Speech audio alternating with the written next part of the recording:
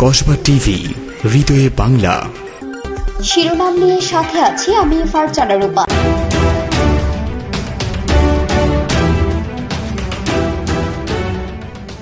গুমের শিকার বিএনপি নেতা কবির নির্যাতনের বর্ণনা করলেন এবং বললেন, বাকি জীবন আপনাদের সেবায় নিয়োজিত থাকতে চাই।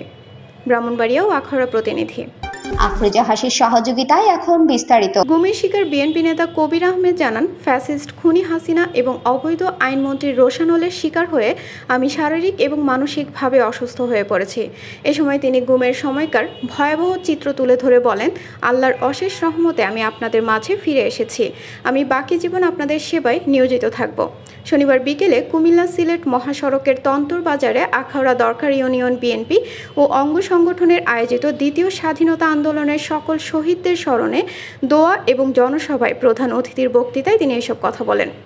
চট করে যে কোনো সময় ঢুকে যাব, শেখ হাসিনার ভাইরাল ভিডিও প্রসঙ্গে তিনি বলেন যে এই কথা বলার পরে কেন্দ্রীয় স্বেচ্ছাসেবক দলের সভাপতি সহ 2 জন আওয়ামী সন্ত্রাসীদের হামলায় শহীদ হয়েছেন এবং শতাধিক মানুষ আহত হয়েছেন। এই ঘটনায় দোষীদের বিরুদ্ধে দ্রুত ব্যবস্থা নেওয়ার দাবি জানিয়ে তিনি বলেন, আমাদের বিএনপি নেতাকর্মীর কাঁধে ভর করে তারা যাতে আর কখনো আমাদের সাথে মিশে যেতে না পারে এ ব্যাপারে সতর্ক থাকতে হবে। দরকার ইউনিয়ন বিএনপির সভাপতি হুমায়ুন কবির জীবনের সভাপতিত্বে দরকার ইউনিয়নের সাধারণ সম্পাদক জহিরুল হক জুরুর পরিচালনায় এতে বক্তব্য রাখেন জেলা বিএনপির সাবেক সদস্য বেলাল উদ্দিন সরকার তুহিন, আখাউড়া বিএনপির আহ্বায়ক জয়নাল আবেদিন আব্দু সহ প্রমুখ। গুম হওয়া যে কি ভয়ঙ্কর ব্যাপার, কত কষ্টের,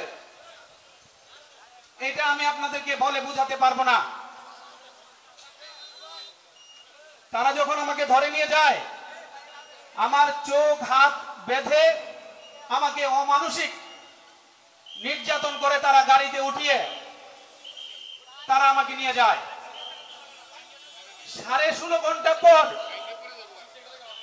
আল্লাহর অশেষ রহমতে আমার প্রিয় নেতা দেশনেতা দেশনায়ক জনাব তারেক রহমানের ঐকান্তিক প্রচেষ্টায় এবং আমার দল থেকে বারবার আমার ব্যাপারে ব্রিফিং করার কারণে এবং আপনাদের সাংবাদিকদের সার্বিক সহযোগিতায় আমি সেদিন গুম থেকে ফেরত এসেছি। আমাকে 16.5 ঘন্টা তারা আমাকে নিয়ে বিভিন্নভাবে আমাকে মেরে ফেলার চেষ্টা করা হয়েছিল।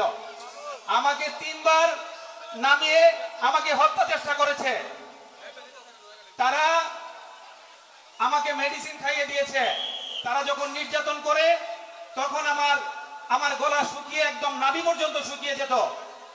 ওই সময় তাদের কাছে আমি যখন পানি চাইতাম, আমাকে তারা 1 কাপ পরিমাণ পানি ওষুধের সাথে মিক্স করে আমার মুখে দিত, যার কারণে আজকে আমি শারীরিকভাবে অনেক অসুস্থ হয়ে গিয়েছি। কিন্তু ফ্যাসিস্ট খুনি এই হাসিনার রোশানলে পড়ে এইখানকার সাবেক অবৈধ সাংসদ, এইখানকার যে অবৈধ মন্ত্রী ছিল আনিস, তার দুর্বৃত্তায়নের শিকার হয়ে আজকে আমি আমার শরীরের অর্ধ অঙ্গ আজকে আমি হারিয়ে ফেলেছি। আমার শরীরের শক্তি বিনষ্ট হয়ে গিয়েছে। আমি ফেরত এসেছি শুধুমাত্র আপনাদের এই কসবা আখাউড়ার জনগণের পাশে থেকে কসবা আখাউড়াকে একটি আদর্শ নগরী হিসাবে গড়ে তোলার জন্য আমি এসেছি। আমার বাকি জীবন আমি আপনাদের সেবায় নিয়োজিত থাকবো ইনশাআল্লাহ। আজকে ফ্যাসিস্ট খুনি হাসিনা গত 2-3 দিন আগে একটা কথা ভাইরাল হচ্ছে, বলতেছে আমি চুপ করে ঢুকে চট করে আমি ঢুকে যাব। তাকে কি ঢুকতে দেওয়া যাবে? সে এই কথা বলার পরে গতকালকে আমাদের ভাই জিলানি ভাই স্বেচ্ছাসেবক দলের সভাপতি টঙ্গিপাড়া তার নির্বাচন এলাকায় সে গিয়েছিল কাজ করার জন্য, সেইখানের লোকজনের খোঁজখবর নেওয়ার জন্য। তারা অতর্কিতভাবে এই আওয়ামী লীগ তাদের উপর আক্রমণ করেছে। সেইখানে আমাদের 2 জন ভাই সাথে সাথে শহীদ হয়েছে, প্রায় 150 শতাধিক মানুষ আহত হয়েছে।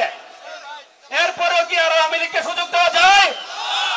আপনাদের উদ্দেশ্যে আমি বলবো, আমি এই ঘটনার তীব্র নিন্দা জানাই।